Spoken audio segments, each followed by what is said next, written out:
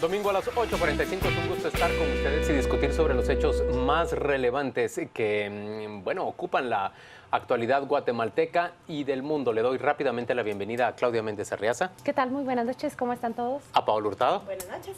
A Pedro Trujillo. Buenas noches. Don Pedro ha vuelto, señoras y señores, ha vuelto Pedro Trujillo. No hay mal que 100 años dure ni cuerpo que lo resista. Así que aquí estamos. De unas vacaciones, que eso no fue ningún mal. Y está con Muy nosotros especiales. el día de hoy el superintendente de Administración Tributaria, Juan Francisco Solórzano Fopa. Gracias, señor superintendente. Gracias por acompañarnos. El tema del que queremos hablar con usted, pues por supuesto tiene que ver con esas reformas a la ley que ya parcialmente han avanzado en tercera lectura en el Congreso de la República. Queremos hablar en general de la situación de la recaudación y de las medidas que toma la superintendencia para conseguirlo. Claudia tiene la primera pregunta. Pues se refiere a lo que sucedió en el Congreso de la República. Los diputados dijeron que estaban demasiado cansados como para entrar a conocer asuntos tan densos, entre ellos el secreto bancario. En este programa, un antiguo fiscal dijo que no es necesario legislar sobre el secreto bancario en Guatemala, que hoy por hoy se le pide autorización a un juez y se puede tener acceso a esa información. ¿Cómo responde usted a este discurso o a este argumento que se contrapone a la ley que se pretende impulsar y aprobar? Pues primero que todo, buenas noches, muchas gracias por la invitación. Definitivamente para nosotros tener acceso a información bancaria es fundamental porque ante este argumento que usted me acaba de plantear, pues básicamente lo que significa eso es que tendríamos que mandar a juicio penal o hacer una penalización, por decirlo de alguna forma, de todos los casos que muchos se pueden resolver administrativamente, sin necesidad de llegar a una instancia penal. Entonces, en realidad eso es contraproducente a lo que la mayoría de sectores y en general toda la población está pidiendo. Y voy a usar de ejemplo al sector cafetalero con quien me he reunido en algunas ocasiones y nos preguntan por qué nos mandan a los juicios penales, por qué la SAT ha tomado esas medidas. Y yo les digo, Y la pregunta es ¿por qué? Porque no se tiene la capacidad de hacer una investigación administrativa lo suficientemente amplia como para poder determinar si ha existido o no una defraudación al fisco y sobre todo, y lo más importante, es quién la ha efectuado y a quién le tenemos que cobrar. Usted lo dice porque en el caso de los cafetaleros, ellos se quejan de que es hacia los exportadores a quienes se está sancionando o se está ejecutando medidas precautorias y en cambio pueden ser bien los proveedores de primera o de segunda instancia los que hayan dejado de cumplir con su obligación. Así es, y la mayoría de casos en general de defraudación al fisco han sido proveedores de segunda, tercera o cuarta, línea. Pero, ¿qué es lo que sucede? Han habido casos, y el Ministerio Público los tiene debidamente documentados, al igual que la SAT, donde se descubre que después de las transacciones de segunda, tercera, cuarta línea, regresa el dinero hacia los exportadores. No digo que esta sea la generalidad, por el contrario, son los menos, pero esa incertidumbre hace que la SAT, al no tener esa medida administrativa, deba recurrir a lo que exactamente usted decía, a tener que ir al MP para obtener esa información. E ir al MP es denunciar un ilícito penal. Entonces, si no nos dan esa facultad administrativa, la opción que nos va a quedar Penalizarlo es penalizarlo todo para todo. entrar a conocer las cuentas bancarias. Para poder hacer una investigación a fondo y poder saber quiénes son las personas que de verdad están defraudando al fisco. Y el costo eso en tiempo y en pérdida de recaudación El costo es altísimo. es altísimo. Pero- Actualmente estamos resolviendo apenas los casos de hace 4 o 5 años. ¿Cómo recibe usted la propuesta que se escuchó esta semana en el Congreso de que se levante el secreto bancario, pero a partir de cuentas nuevas, cuando entre en vigencia la reforma? Que no tenga retroactividad, dicen ellos, que no tenga un retroactividad, y hacen la distinción entre retroactividad y efecto retroactivo en investigación de cuentas bancarias. Aunque Yo- el Código de Comercio sí. regule que uno puede entrar a investigar hasta 4 años antes, ¿no?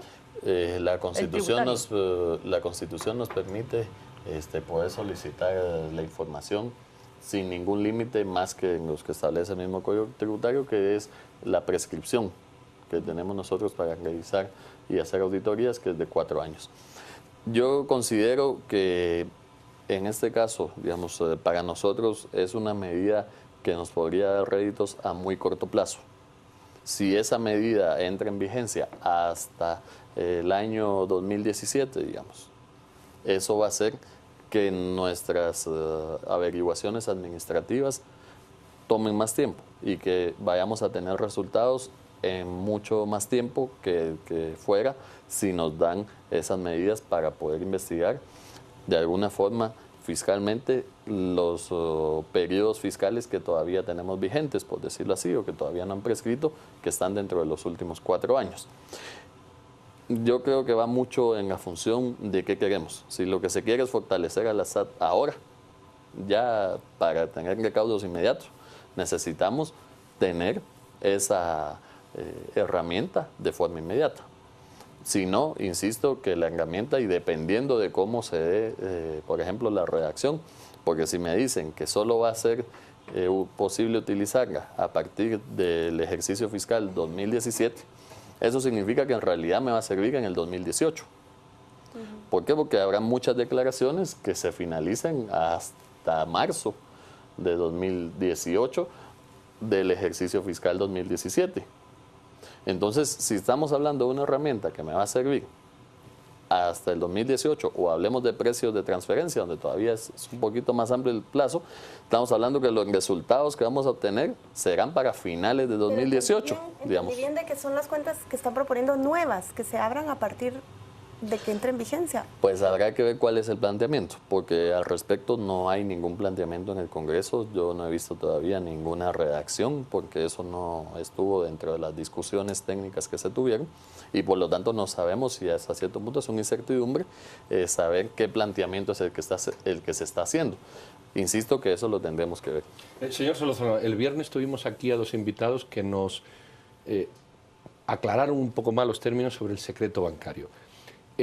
Habida cuenta que es un punto álgido de la discusión, no hay una manera, o ya está esa manera, de no abrirlo todo, sino agilizar el proceso. Es decir, tengamos la certeza del juez, decían los invitados, tengamos la certeza de la petición, tengamos las garantías para el individuo, y lo que tenemos que hacer es agilizar el proceso, que parece ser que es ahora el nudo gordiano de la discusión. ¿Es así?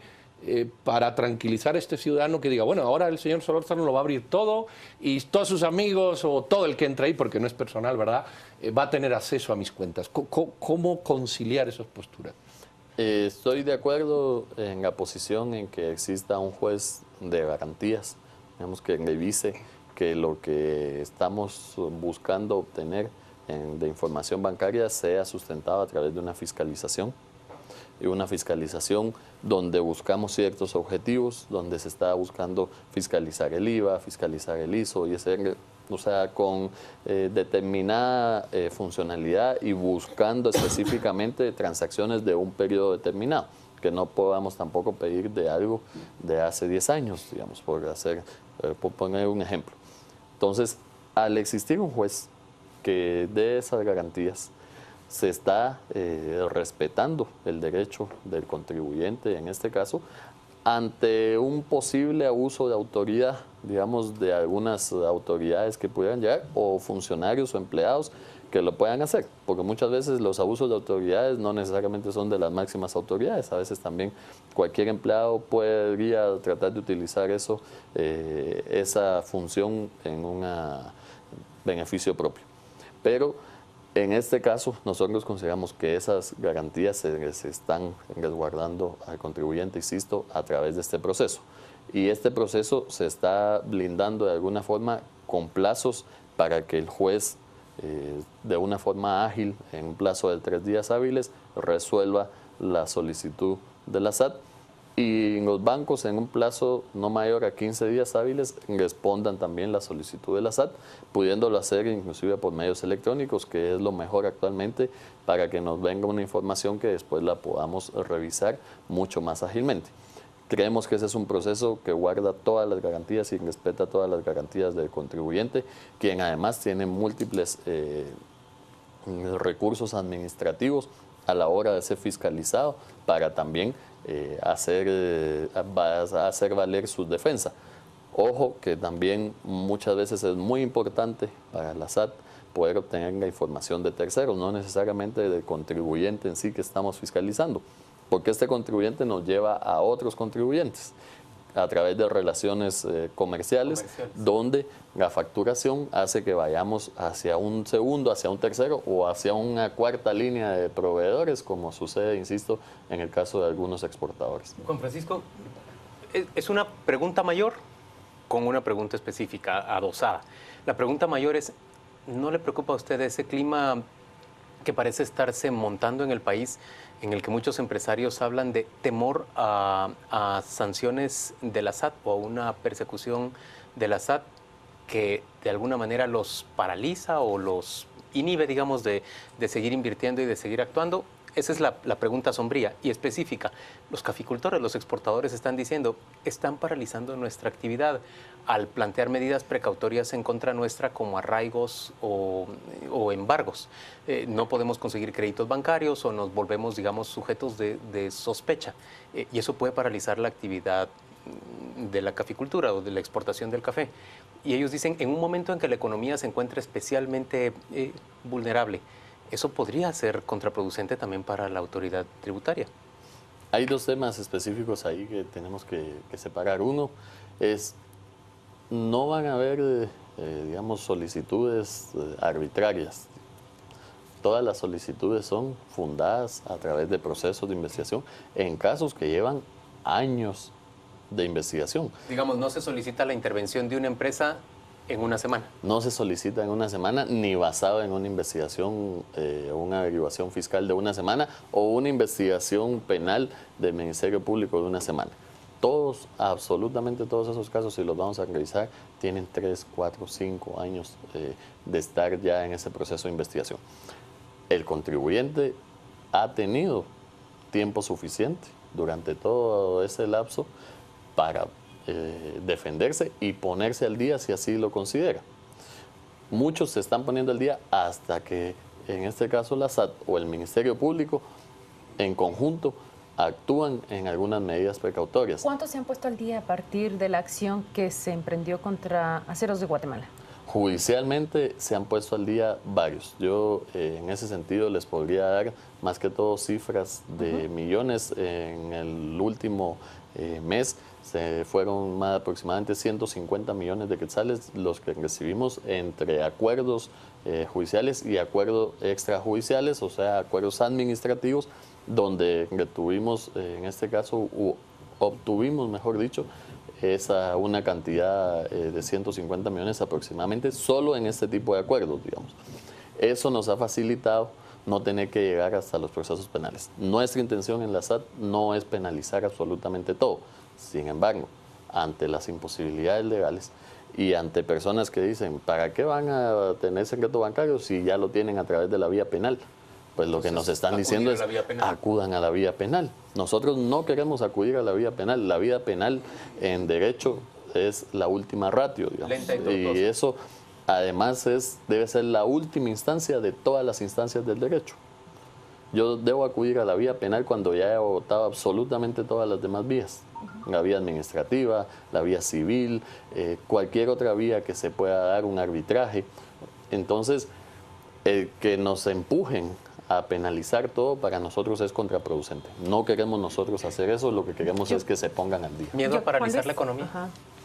No tenemos por qué tener un miedo a paralizar la economía si en este caso son personas que tienen adeudos con el fisco. Nosotros, por obligación constitucional y legal, debemos cobrarle absolutamente a todas las personas que le deban a la administración tributaria. ¿Cuántos casos son?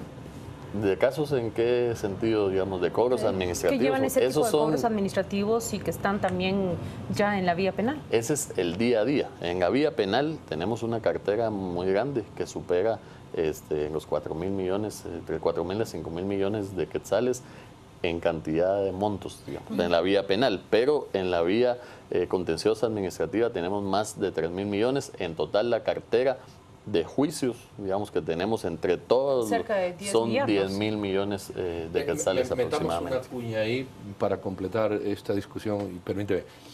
Pero sí es consciente de que esto genera un ambiente.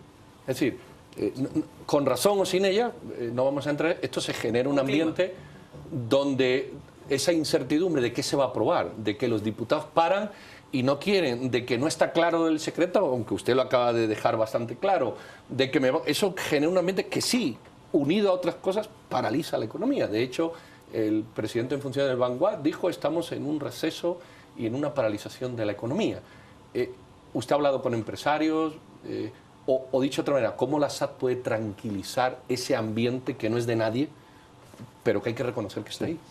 Nosotros no vamos a perseguir a nadie, digamos, que no deba en realidad pagar impuestos. Nosotros no vamos a hacer un tema indiscriminado, no vamos a hacer tampoco un tema como que por sectores que hoy nos interesa perseguir o hacer terrorismo fiscal, que es, yo creo, la denominación que se le ha dado. Ojo, cumplir con la ley no es hacer terrorismo fiscal.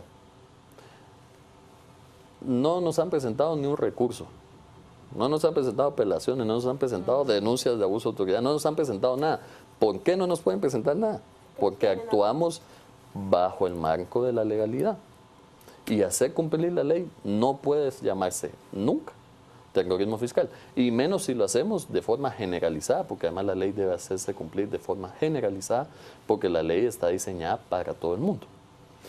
Entonces, en ese sentido de ideas, nosotros tenemos esa tranquilidad. Que eso pueda generar algunos efectos en la economía que vienen acompañados de muchos otros temas de la economía mundial, ya que vivimos en una economía altamente globalizada, donde hoy por hoy un paro en las aduanas del lado de México nos está afectando tremendamente a la economía nacional y a la recaudación de las aduanas de fronterizas. La economía estadounidense afecta al ciclo matemático. Afecta directamente, y nos pasó en el año 2009 cuando tuvimos una baja en la recaudación increíble, obviamente, pues consecuencia por un de lado está esta. ese miedo a un terrorismo fiscal, pero por otro lado un miedo a que la información, si se levanta el secreto bancario, caiga en manos equivocadas y que la gente sea objeto de incluso de extorsiones o que se imponga en riesgo su seguridad. ¿Usted qué garantía da de cuántas personas y de qué rango van a manejar esa información en la SAT? Y de que cuando usted no esté ahí, el que venga después de usted no haga mal uso de eso. Lo que han faltado en la SAT en general ha sido controles internos. La SAT carece todavía hoy por hoy de una unidad de asuntos internos. Y digo carece porque a pesar de que ya fue aprobada por el directorio, todavía estamos en ese proceso de implementación. Pero no tenemos una unidad de asuntos internos. Eso nos hace sumamente vulnerables a las faltas, a que cualquier trabajador discrecionalmente pueda hacer un mal uso de la información. La unidad de auditoría interna no es necesariamente una unidad diseñada para hacer investigación en temas de asuntos internos. Y cualquier unidad que trabaje información sensible, y de hecho así lo establece las distintas normativas de todas las unidades, tienen que tener unidades de investigación interna. Esto va a permitir en la creación de esta unidad que nosotros tengamos ese ente que va a ser el encargado de verificar e investigar esos posibles excesos que se puedan dar. Otra forma también va a ser a través de los procesos de selección del personal. No todo el personal de la SAT va a tener acceso a toda la información.